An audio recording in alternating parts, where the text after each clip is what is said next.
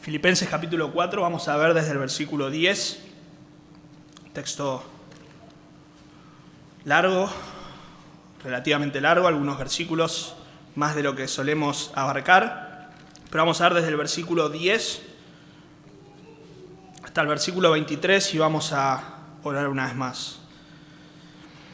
Dice la palabra de Dios: en gran manera me gocé en el Señor de que ya al fin habéis revivido vuestro cuidado de mí, de lo cual también estabais solícitos, pero faltaba la oportunidad. No lo digo porque tenga escasez, pues he aprendido a contentarme cualquiera sea mi situación. Sé vivir humildemente y sé tener abundancia.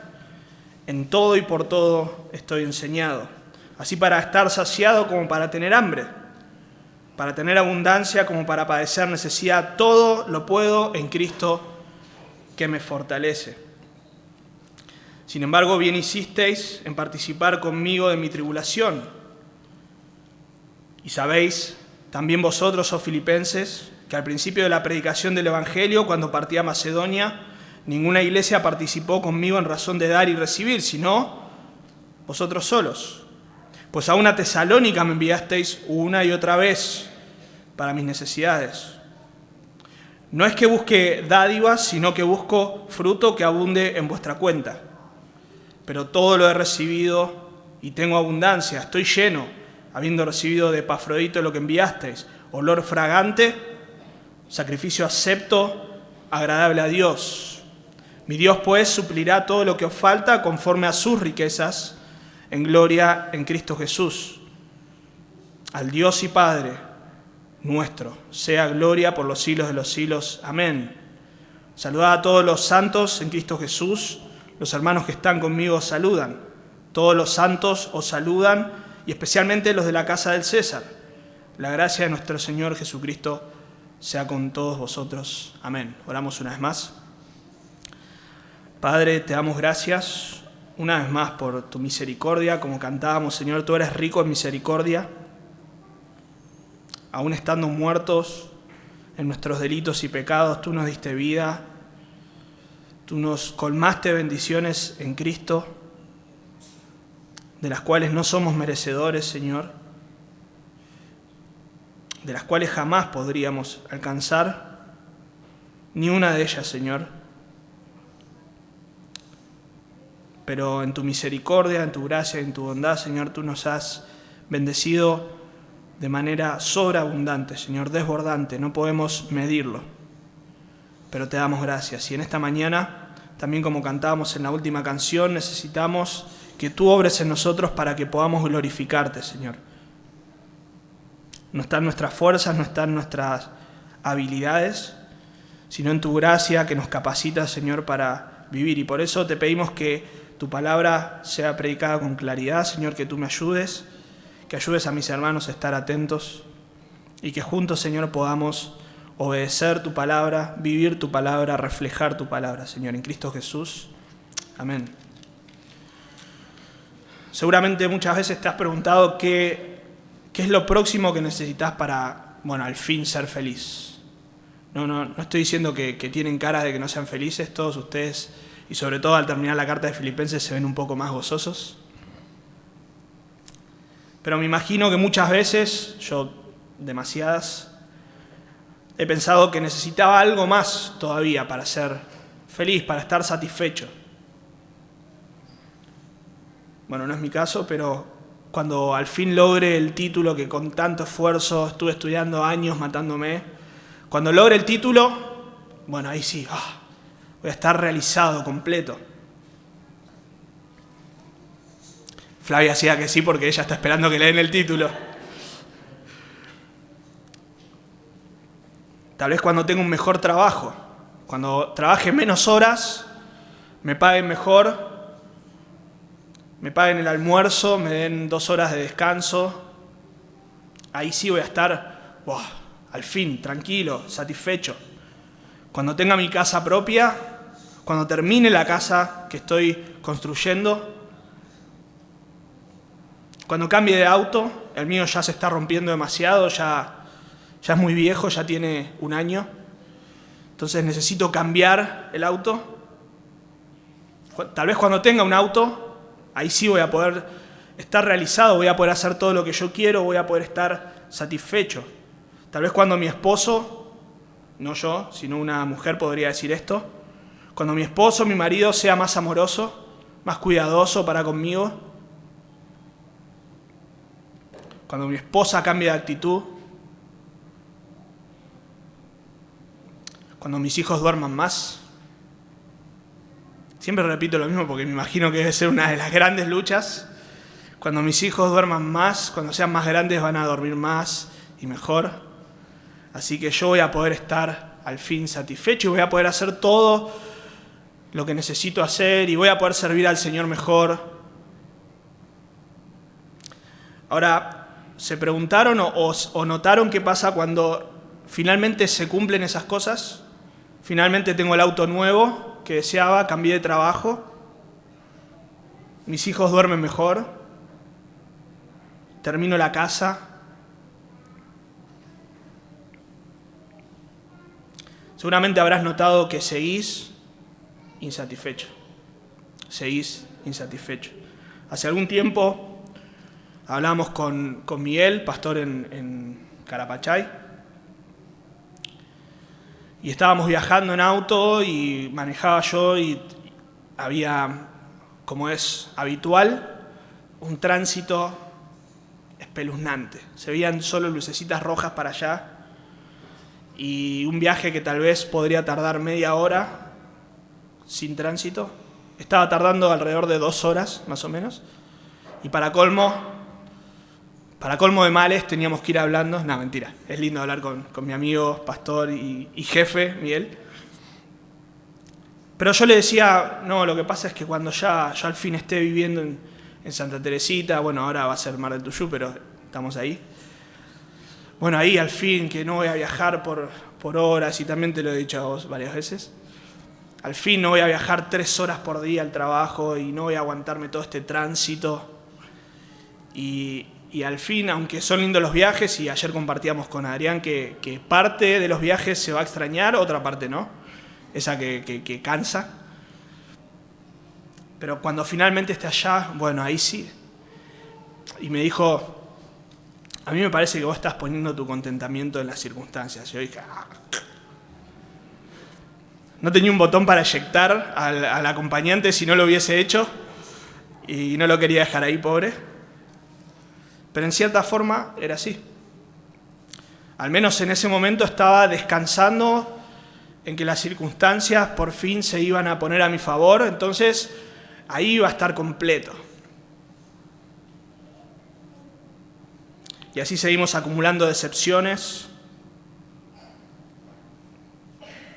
seguimos insatisfechos. Vamos a ver en este texto las características de lo que se llama el contentamiento.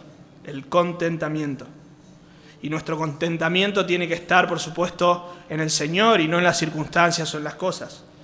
Vamos a ver 3 características del contentamiento que se encuentra en Cristo. 3 características. En primer lugar, vamos a ver que el contentamiento que se encuentra en Cristo no depende de las circunstancias.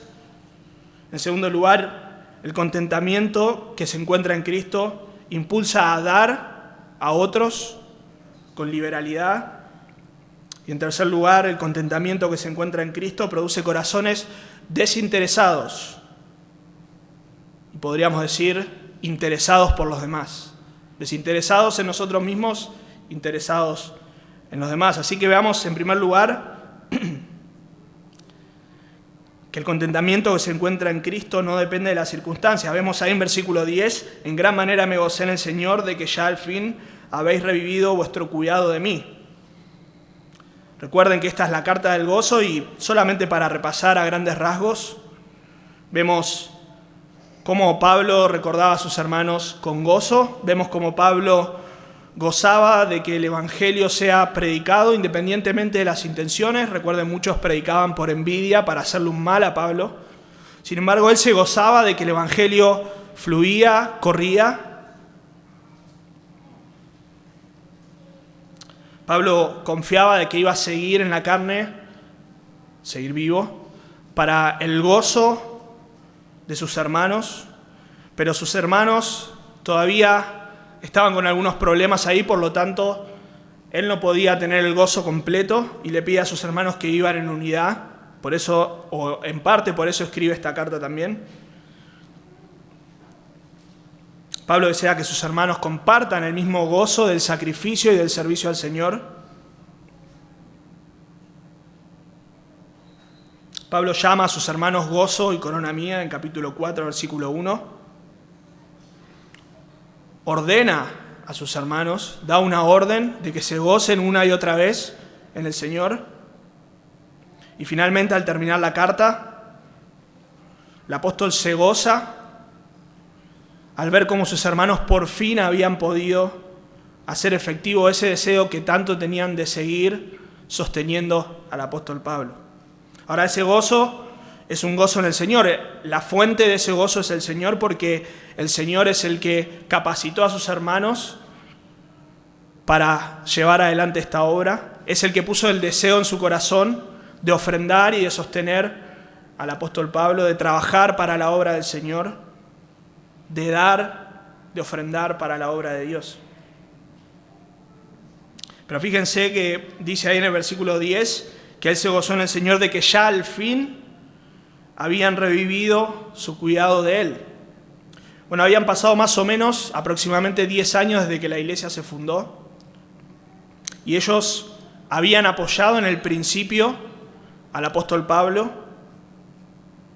Se lo ve en capítulo 1 cómo él llama a sus hermanos o agradece por la comunión que ellos tenían y porque ellos habían sido partícipes. Esa palabra partícipes habla de que ellos, entre otras cosas, habían dado al apóstol Pablo cuando estaba en prisión. Ellos habían apoyado al apóstol Pablo, sin embargo, por alguna razón dejaron de hacerlo. Bueno, no sabemos bien, no dice qué es lo que pasó. Tal vez alguna mala situación económica en la iglesia, momentánea, no lo sabemos. En 2 Corintios 8 habla de que la región de Macedonia, donde estaba Filipos, estaba pasando por una situación económica delicada. El dólar había subido a 300 y tanto y seguía escalando. Tal vez no habían podido localizar al apóstol Pablo. Recuerden que no había celular, no prendía el GPS ahí. Bueno, allá está el apóstol, vamos a mandarle, le transferimos por Mercado Pago. No había mail, no había fax. Era difícil realmente localizar al apóstol. Puede ser que haya sido esa la razón. Tal vez no tenían noticias de la situación económica del apóstol Pablo. Tal vez él por alguna razón no lo dijo o no logró llegar la noticia de que el apóstol Pablo estaba padeciendo necesidad. Entonces ellos no dieron, no lo sabemos. Lo cierto es que esto no es una exhortación a que ellos vuelvan a dar, sino que el apóstol Pablo reconoce que ellos tuvieron el deseo, la intención de hacerlo, pero que no pudieron. Esa palabra habéis revivido es un uso, una metáfora de la botánica que significa revivir o rebrotar. La raíz de esa palabra significa amamantar. La idea es que ellos habían hecho resurgir su cuidado, sus ofrendas, específicamente hablando. El cuidado, ahí la palabra es considerar, pensar. La idea es que ellos habían estado pensando y habían estado teniendo la intención de proveer para el apóstol Pablo, pero no habían podido. De hecho, Pablo dice que ellos estaban solícitos, ellos estaban dispuestos a hacerlo. No es una exhortación, es un reconocimiento de la voluntad que tuvieron los filipenses de sostenerlo. Ahora, la naturaleza del contentamiento del apóstol Pablo no estaba en la ofrenda en sí. No es que Pablo les dice, bueno, ahora sí estoy satisfecho porque me llegaron los $1.500 que me tenían que mandar, así que, gracias. El gozo del apóstol Pablo no dependía de las circunstancias. Fíjense en versículo 11, y yo sé que vamos muy rápido, pero es un texto largo, entonces tenemos que avanzar. No lo digo porque tenga escasez, esa palabra escasez, necesidad, es traducida pobreza o como pobreza en Marcos 12, hablando de la viuda. La viuda pobre, ¿se acuerdan que dio todo lo que tenía? Y ella era una viuda pobre. No tenía más nada, no tenía con qué satisfacer sus necesidades, sin embargo, lo dio todo. Ahora, Pablo no dijo, bueno, lo que me mandaron no era necesario, yo estoy bien. No hace falta que me envíen ofrendas, yo me las arreglo, tranqui. Pablo realmente había pasado necesidad. Pablo no niega que haya pasado necesidad. El punto es que su situación, o mejor dicho, las ofrendas que los filipenses habían dado, no habían solucionado su situación y habían revivido el contentamiento del apóstol Pablo, sino que había algo más. Había algo más. No lo digo porque tenga escasez, pues he aprendido a contentarme, al igual que cualquier otro cristiano. Nosotros no nacemos, o el apóstol Pablo tampoco nació, con el contentamiento a flor de piel. No es que nació sabiendo cómo era el contentamiento, él tuvo que aprender. Probablemente esto implique un proceso, pero lo más probable es que la referencia sea a que fue algo adquirido, no natural en él. Él tuvo que aprender, Dios le tuvo que enseñar a contentarse sin importar las circunstancias.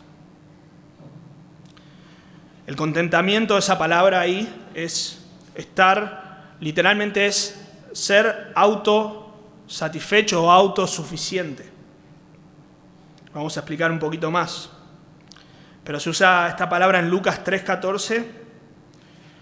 Dice, también le preguntaron unos soldados diciendo, y nosotros a Jesús le preguntaron, ¿qué haremos?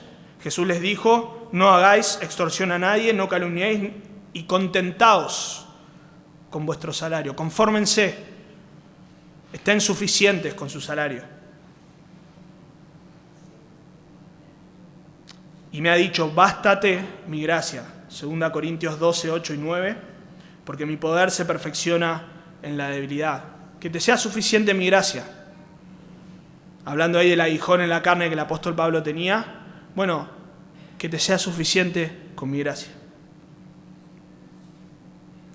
Esa palabra expresa la idea de ser independiente de otros, de ser autosuficiente. Es un término utilizado por filósofos, por los estoicos en el momento del apóstol Pablo, en los tiempos del apóstol Pablo. Era un movimiento filosófico greco-romano que enfatizó la indiferencia hacia las circunstancias, hasta ahí venimos bien, como el camino hacia la libertad y la paz personal. Pero la connotación ahí era un tanto orgullosa, ¿no? La idea era, yo soy suficiente en mí mismo independientemente de lo que pasa. Yo no necesito nada más para estar completo. Bueno, a diferencia de lo que estos filósofos proponían, el apóstol Pablo no está enfatizando ahí que él era suficiente en él mismo, sino que su suficiencia y su dependencia venían del Señor. El contentamiento es la capacidad de estar satisfecho por Dios o solo en Dios, independientemente de las circunstancias. De vuelta, el contentamiento es la capacidad de estar satisfechos solo en Dios, independientemente de las circunstancias. Y así había aprendido a vivir el apóstol Pablo. Fíjense al final del versículo 11, he aprendido a contentarme cualquiera sea mi situación, y ahora va a explicar un poco más. Sé vivir humildemente.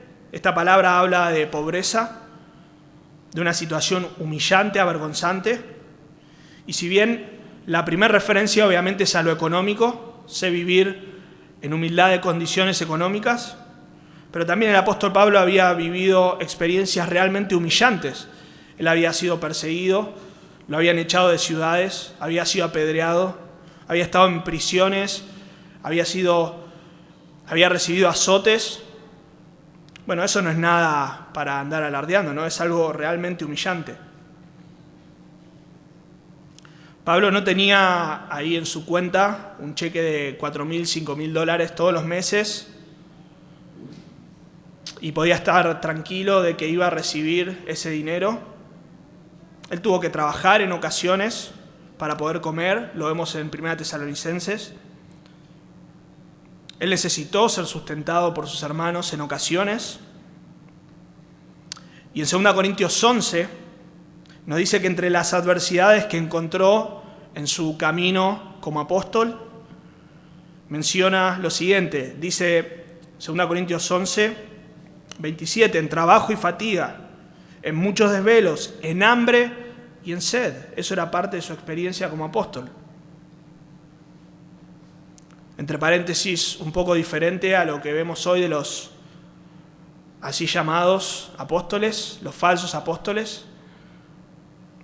Los vemos ahí con sus autos lujosos, con sus mansiones,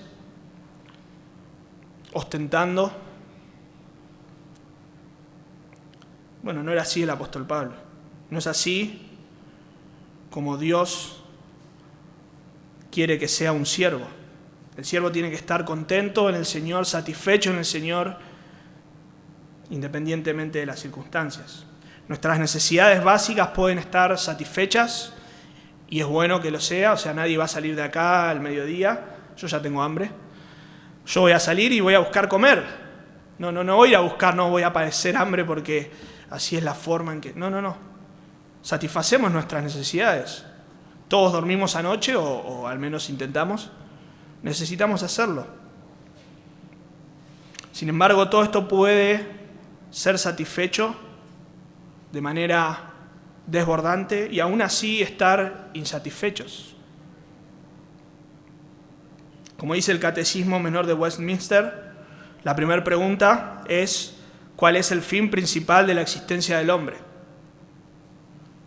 El fin principal de la existencia del hombre es glorificar a Dios y gozar de Él para siempre. Hasta que eso no esté satisfecho, nuestro corazón puede gozar de las mejores riquezas y aún así estar insatisfechos. Pero miremos cuál es la fuente del contentamiento.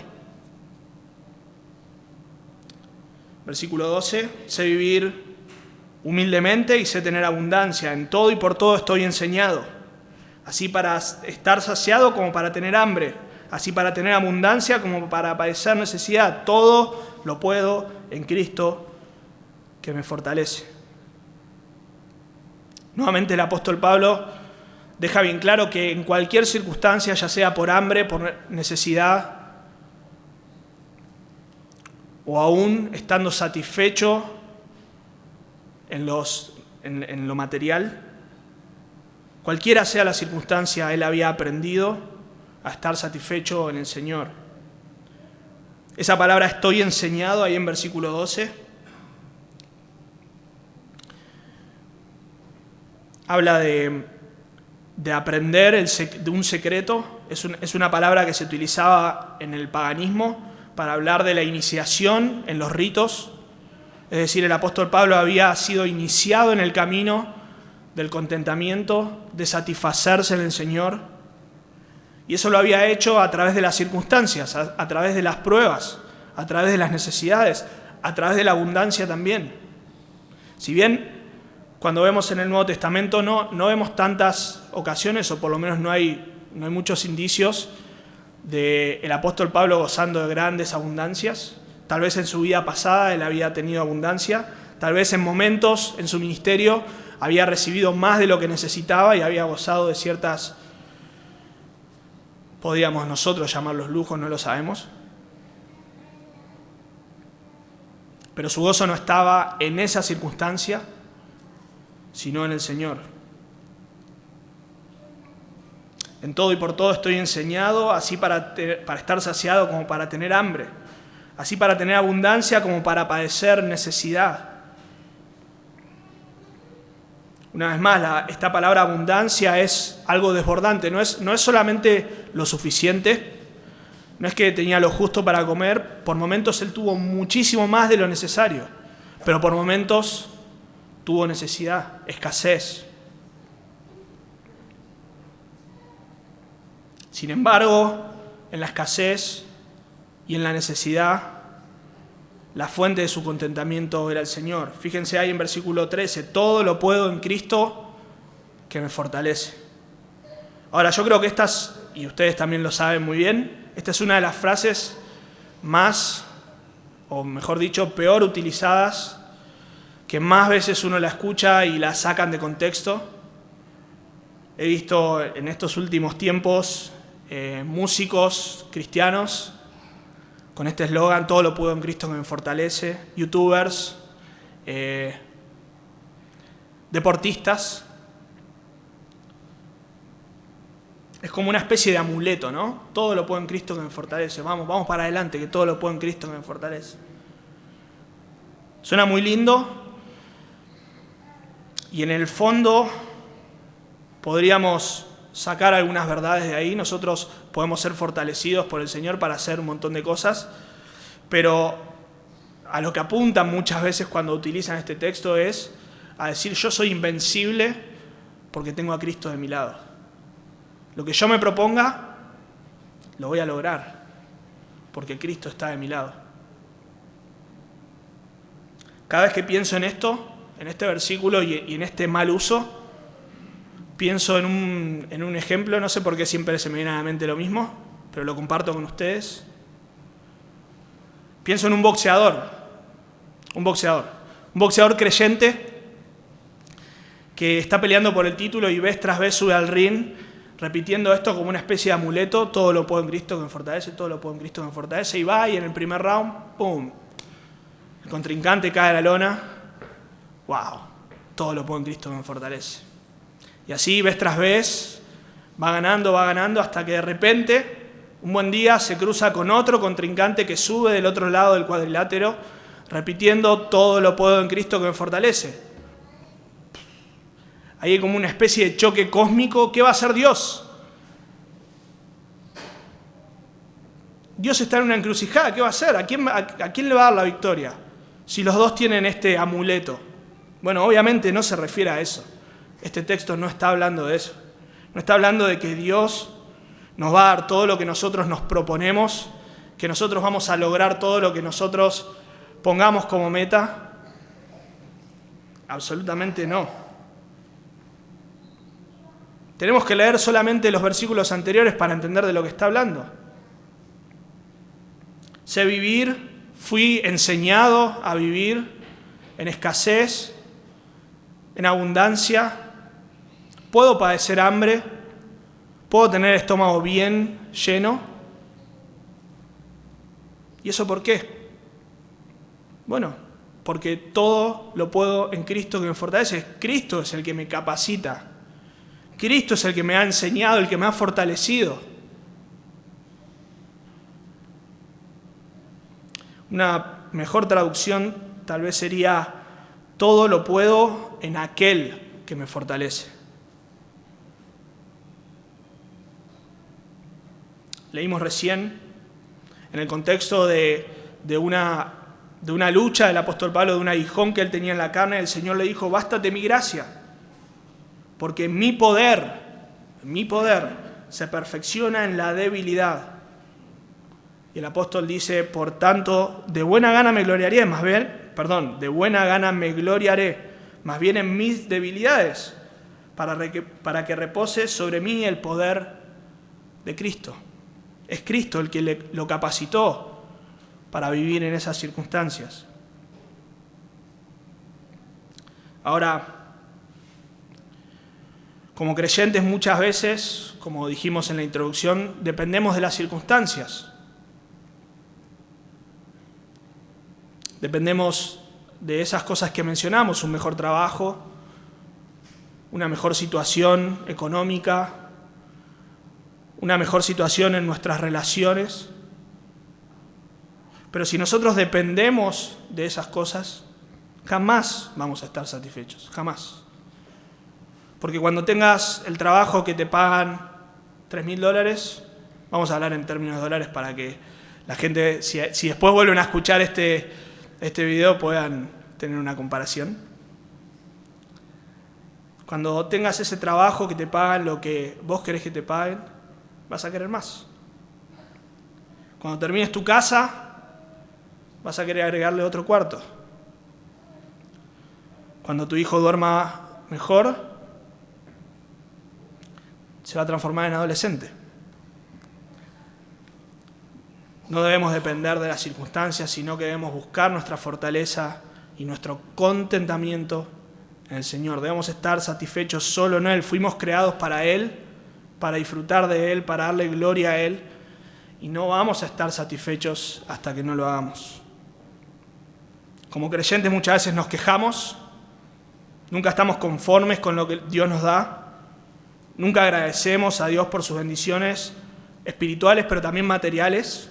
Oramos, Señor, gracias por estos alimentos, amén, ya.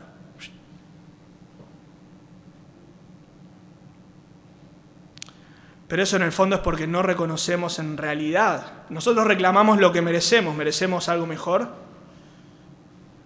pero no reconocemos lo que en realidad merecemos. Ahí está el problema. ¿Querés recibir de Dios lo que mereces? ¿Quiero recibir de Dios lo que merezco? ¿Somos capaces de eso? La palabra de Dios nos dice que va a haber una resurrección y los cuerpos de los incrédulos van a ser capacitados, van a ser nuevos cuerpos capacitados para recibir lo que merecen. Nosotros en nuestra condición merecemos la justa ira de Dios por los siglos de los siglos. Hoy no estamos en condiciones de recibir lo que merecemos. Cristo pagó en la cruz del Calvario para que lo que nosotros merecemos sea cargado en su cuerpo, santo, perfecto, sin mancha,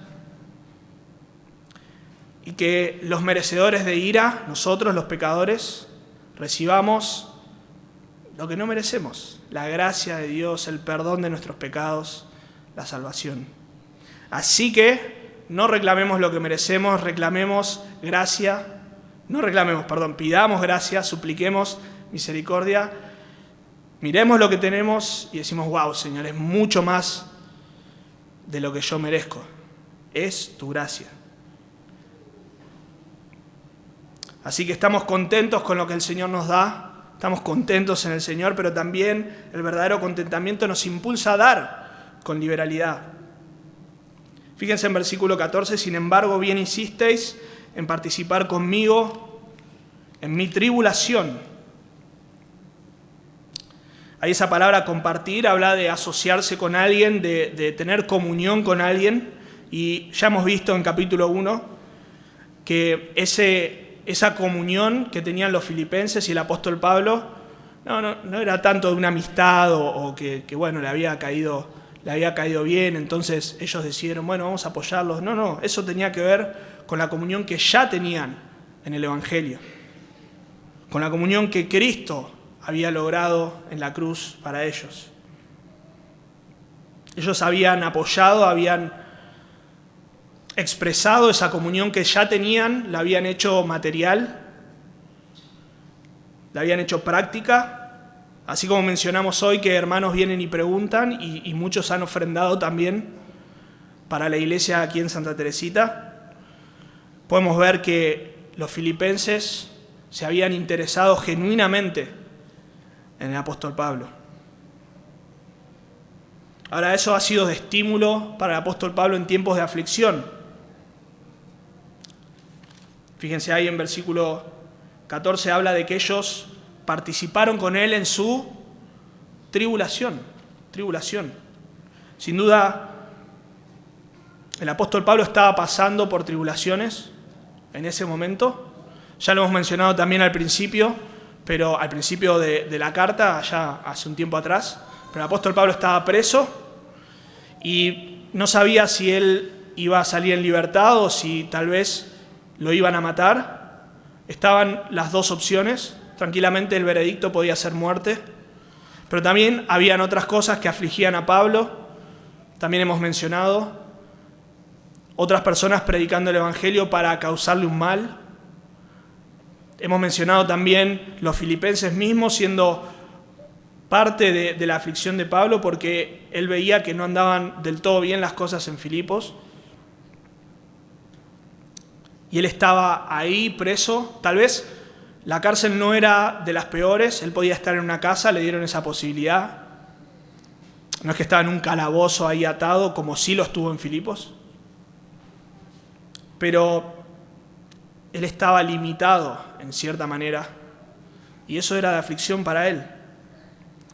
Ahora, él en ese momento estaba en aflicción, pero él había pasado por aflicciones. De hecho, le dice a los tesalonicenses que ellos imitaron al apóstol Pablo recibiendo la palabra de Dios en gran tribulación. Luego de su paso por Filipos, Pablo estuvo en Tesalónica y él tuvo que huir de Tesalónica. No lo recibieron con los brazos abiertos. Uy, mirá, vamos a armarle un cartelito, viene el apóstol ahí. No. Él tuvo oposición. De hecho, cuando huyó de Tesalónica y fue a Berea, las personas que hicieron que él tenga que huir de Tesalónica lo fueron a buscar a Berea. Cuando se enteraron que estaba allá, lo fueron a buscar. Querían que se vaya ahí también. Ahora, el apóstol Pablo dice que en sus tribulaciones ellos lo sostuvieron. Sostuvieron económicamente, pero también lo sostuvieron en oraciones, sostuvieron a través de su comunión. Fíjense ahí, dice, ninguna iglesia participó conmigo en razón de dar y recibir, sino vosotros solos. Eso fue al principio, versículo 15, al principio de la predicación del Evangelio. Cuando les mencionaba recién, el apóstol Pablo saliendo de Filipos, y solo ellos lo sostuvieron. Podemos preguntarnos qué pasó con las otras iglesias. Este era su segundo viaje misionero, él había estado en otros lugares. Podemos pensar en sus hermanos en Jerusalén. No sabemos, realmente no sabemos, no estamos diciendo que los hermanos en Jerusalén son los malos de la película porque no dieron, pero la realidad es que solo los filipenses lo sostuvieron. ¿Se imaginan una iglesia nueva por acá cerca y que digan de los hermanos en Santa Teresita ni noticias? No. Tuvimos necesidades, pasamos por aflicciones, no tuvimos ni idea. No tuvimos noticias de ellos, no se presentaron para ni siquiera orar por nosotros. Gracias a Dios que obviamente tenemos que mejorar mucho, seguramente hay nuevas oportunidades que el Señor va a ir trayendo, pero Él está poniendo en nuestro corazón el peso por orar por otras iglesias, poder ayudar a otras iglesias, pero necesitamos ser una iglesia que ve la necesidad y que actúa.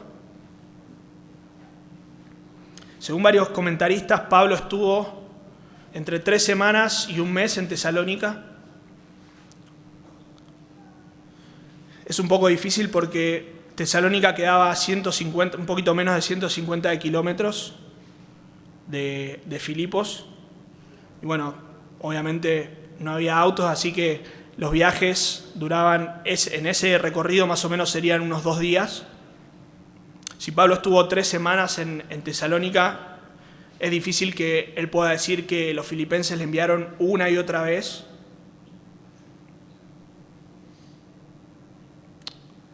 Una y otra vez, en versículo 16 dice, pues a una Tesalónica me enviasteis una y otra vez para mis necesidades. Probablemente Pablo estuvo más de 1 mes, por ahí 3 meses, tal vez un poco más, no lo sabemos. Lo cierto es que una y otra vez los filipenses hicieron el esfuerzo. Recuerden, Epafrodito estuvo al borde de la muerte por llevar una ofrenda, no era algo así nomás. Y una y otra vez ellos dieron para sus necesidades.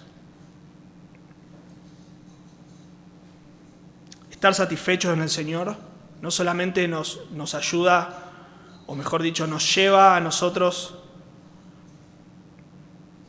a vivir el verdadero contentamiento para nosotros mismos, sino que nos ayuda a ser de bendición para otros, nos ayuda a dar con liberalidad. Liberalidad es sin reservas, sin reservas.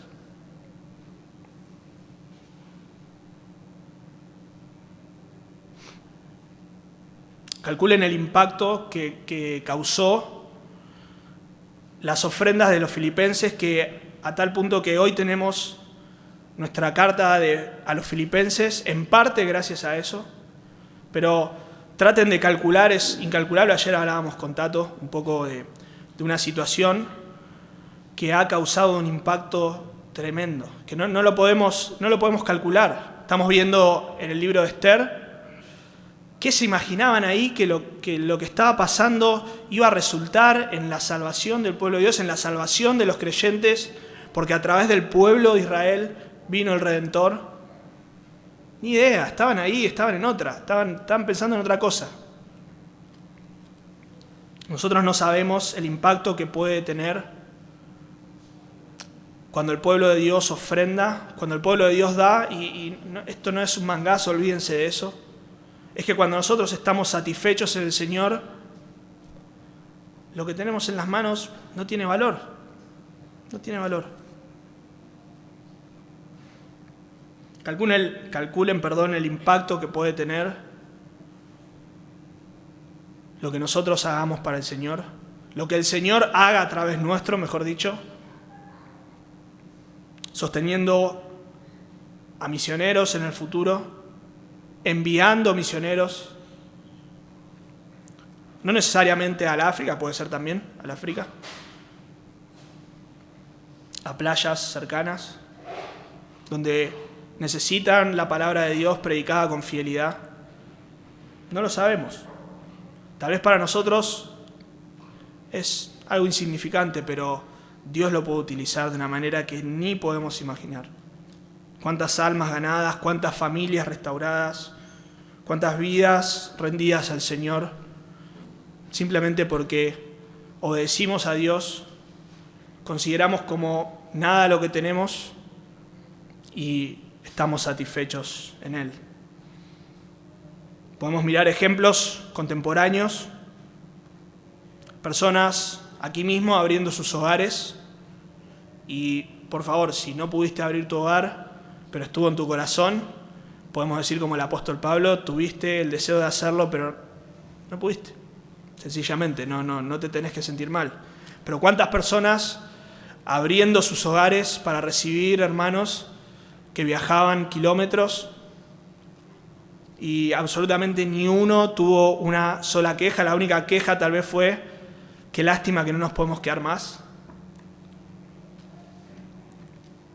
Nadie bajó un solo kilo estando en la casa hospedada de ustedes, de hecho todo lo contrario, pero nadie se quejó por eso, así que no hay problema.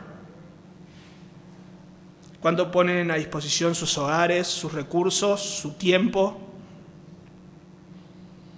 Pero saliendo de acá oímos de hermanos, pastores, misioneros que han recibido ofrendas que no lo podemos creer, y podríamos hablar de un montón de ejemplos.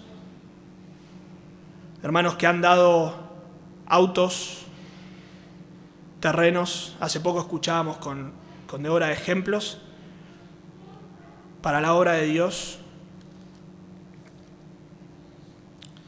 Ahora de vuelta, esto no es un mangazo, no estamos hablando acá no es esto para persuadirlos a que den todo lo que... No, para nada. Dios te dio lo que te dio, tenés que estar contento con eso, tenés que ser un buen administrador de eso. Pero también Dios quiere que nosotros demos para su obra. En la medida que Él pone en tu corazón hacerlo, debes hacerlo. No solo decir, bueno, este es el diezmo, ahí estamos bien. Tenemos que dar con liberalidad, con liberalidad. En último lugar, y vamos a hacerlo casi a vuelo de pájaro, lamentablemente, vamos a ver que el contentamiento en el Señor produce corazones desinteresados. Y de vuelta, desinteresados en uno mismo, pero interesados en los demás. Fíjense en versículo 17, no es que busque dádivas, sino que busco fruto que abunde en vuestra cuenta. El punto es que el apóstol Pablo no estaba buscando lo material de ellos. Y lamentablemente, así como mencionaba recién que hemos escuchado hace poquito con Débora ejemplos de hermanos que han recibido y ha sido una bendición, también hemos visto y hemos escuchado, y a lo largo de algunos años, ejemplos que son lamentables. Misioneros, pastores, presentando cartas de presentación donde en realidad era evidente, de verdad que era evidente que lo que ellos buscaban era lo material. Yo necesito para mi iglesia una 4x4, ¿lo he escuchado? Yo necesito para tal proyecto que tengo, así, un PDF, ahora se usa el PDF, ¿no? Nosotros hemos utilizado el PDF para las invitaciones también, así que no vamos a renegar de eso, pero el PDF ahí, bueno, yo soy tal, mi nombre es tal, mi proyecto misionero es tal, necesito $1.500 en la cuenta todos los meses, entonces vos podés ayudar con $50.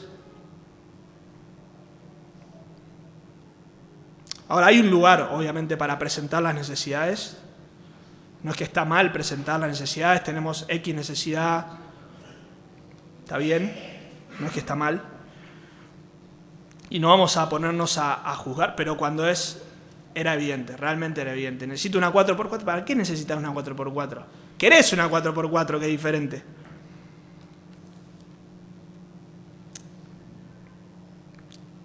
Estos casos eran evidentes que lo que buscaba en realidad no era el bienestar espiritual de sus hermanos, sino su propio bienestar. Y hay competencias.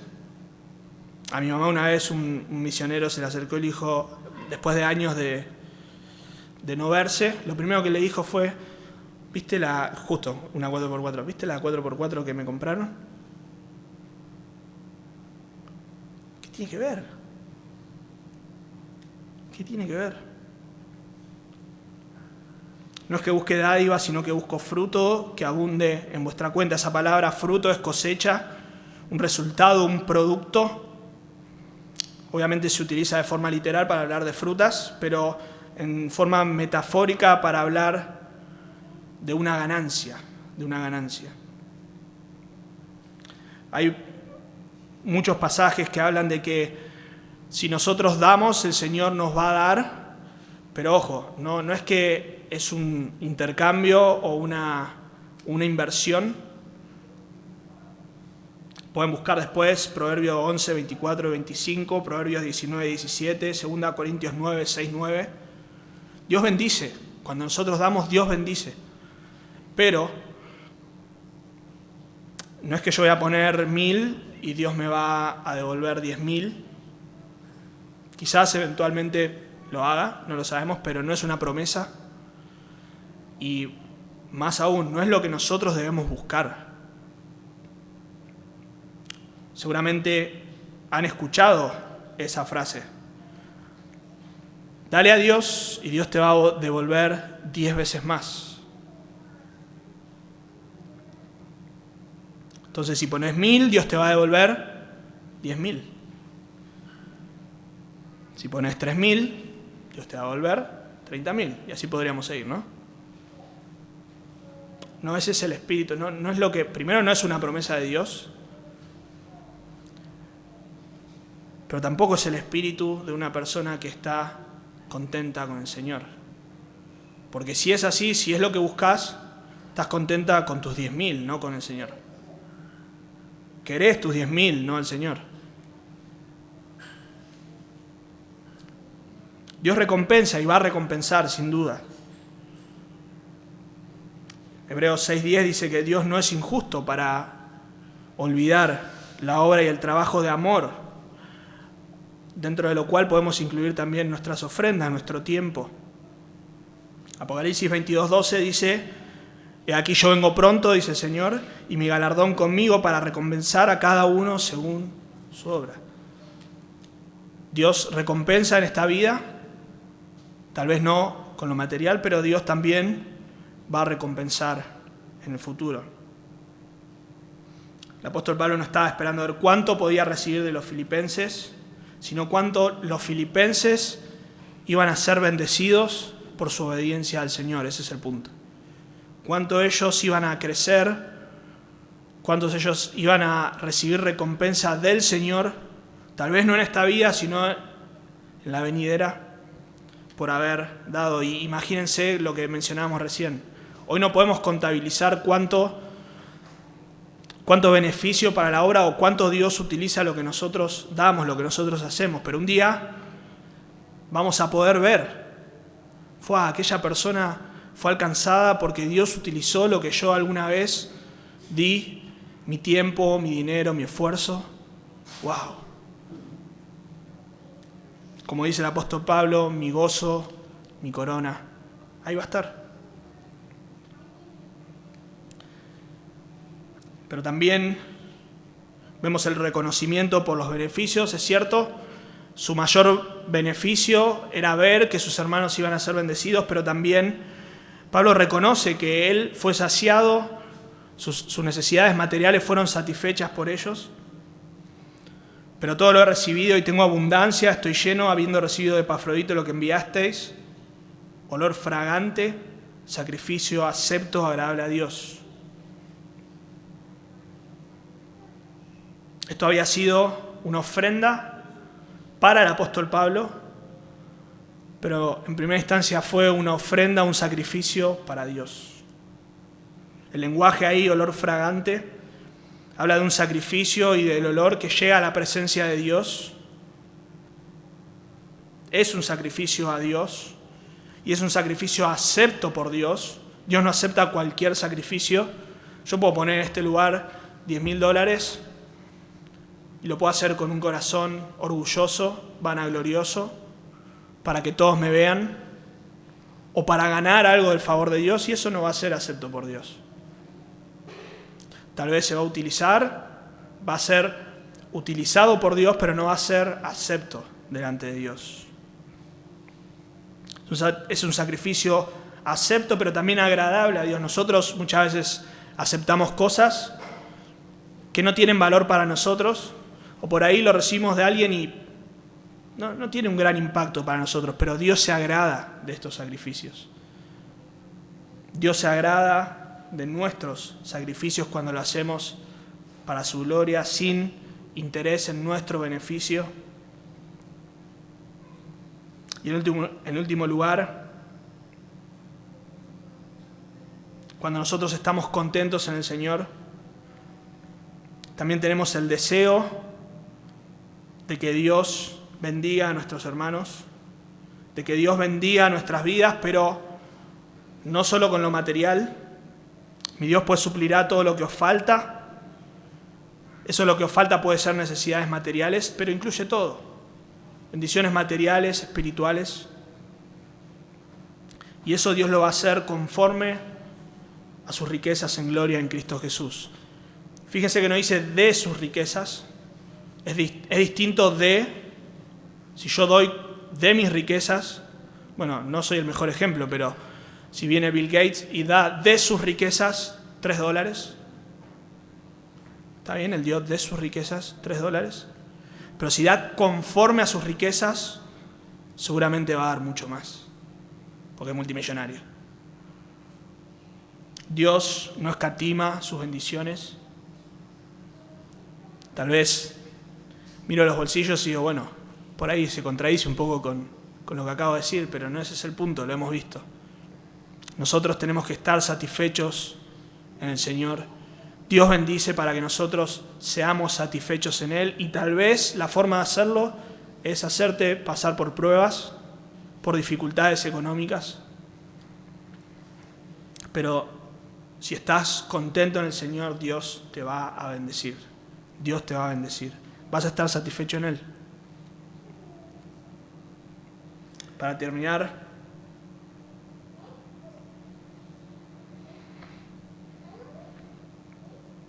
¿Hay segundas intenciones en tu corazón cuando das?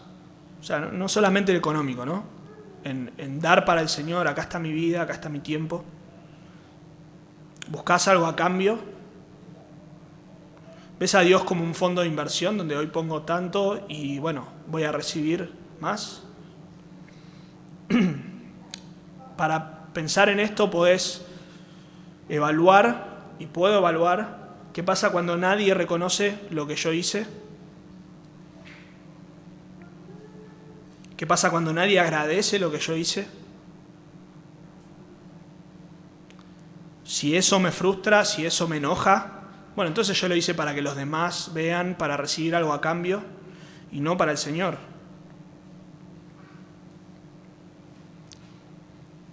Cuando des tu ofrenda, cuando abras tu casa, cuando dispongas tus recursos para la obra de Dios, no esperes nada a cambio.